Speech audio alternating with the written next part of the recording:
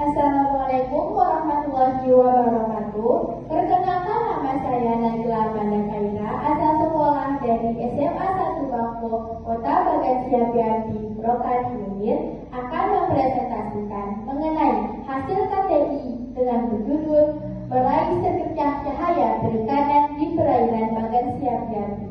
Sebelum itu, saya akan menjelaskan mengenai tentang latar belakang masalah itu sendiri.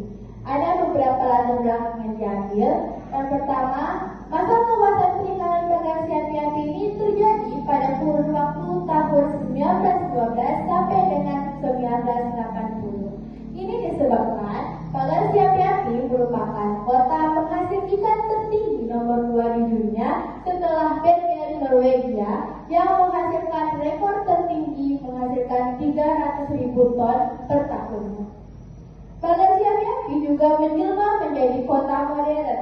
Yang pertama, industri galangan kapal terbesar di Indonesia. Dibukanya pelabuhan internasional tahun 1912, mempunyai fasilitas pengelolaan air minum atau disebut water landing. Bank Pagan Maju sebagai cikal bakal Bank Rakyat Indonesia atau disebut sebagai BRI, yang merupakan bank kedua di Indonesia dengan kode register 002. Serta adanya rumah sakit yang dibangun oleh Dr. R.M. Pratomo, adanya dibangun sekolah-sekolah, adanya unit pemadam kebakaran dan pembangkit listrik, serta adanya pasar ikan.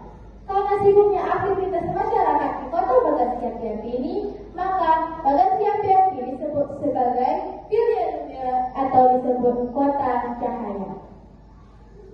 Tapi setelah beberapa dekade lamanya, kini Bagansia Bianti tidak lagi sebagai penghasil ikan terbesar kedua di dunia. Ini disebabkan hasil tangkapan dan jumlah nelayan yang merosot drastis, terjadinya peralihan mata pencaharian terbesar masyarakat dari nelayan menjadi petani, aparat sipil negara, pedagang, dan lain-lain.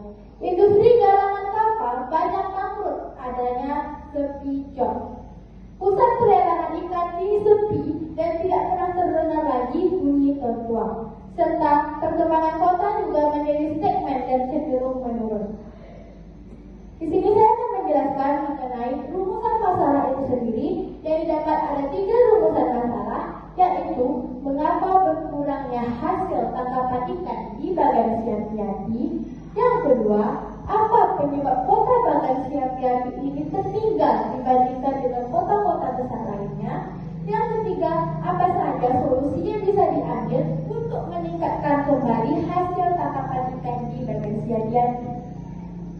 Di sini saya akan menjelaskan dahulu apa tujuan penelitiannya. Tujuan penelitian ini bertujuan untuk yang pertama, untuk mengetahui alasan berkurangnya hasil tangkapan ikan di Bagansia Bianti. Yang kedua, untuk mengetahui alasan ketertinggalan Bagansia Bianti dibandingkan kota-kota besar lainnya. Yang ketiga, untuk mencari solusi yang bisa diambil untuk meningkatkan hasil tangkapan ikan di Bagansia Bianti. Sebelum saya menjelaskan bagaimana caranya mengembalikan Bagansia Bianti menjadi dulu, ada faktor penyebab penurunan industri perikanan Bagansia Bianti. Yang pertama, faktor lingkungan mulai tidak ramah dengan adanya kerusakan hutan mangrove, pendangkalan muara sungai, penebangan hutan liar, serta kurangnya kesadaran masyarakat dalam menjaga kebersihan lingkungan.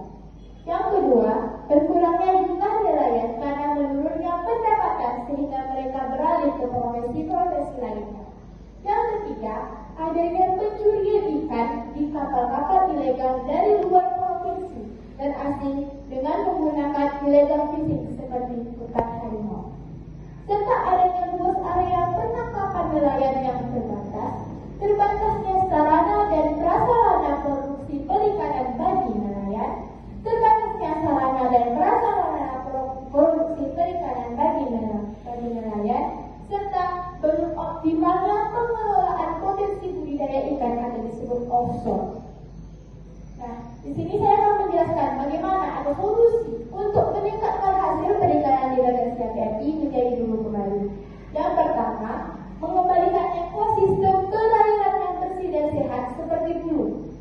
kedua, perlunya mengamankan perairan bagasi hati-hati dari praktek illegal fishing, pengaturan alat tangkap dengan melakukan penataan peraturan dan izin usaha perikanan.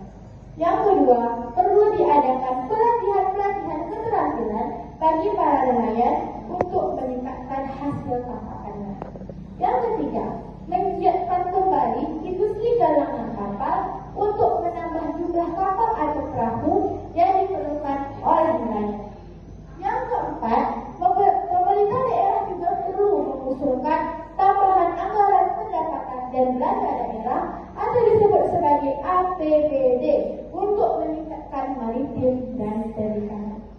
Serta yang terakhir, kita sendiri pun juga perlu belajar dengan negara lain seperti Norwegia yang mengembangkan inovasi baru, misalnya keramba jaring apung atau KJA lepas pantai. Baiklah, terima kasih atas perhatiannya. Lebih dan kurang saya mohon maaf, dan di sini saya tutup presentasi ini dengan mengucapkan wabillahi taufiq wal hidayah. Wassalamualaikum warahmatullahi wabarakatuh.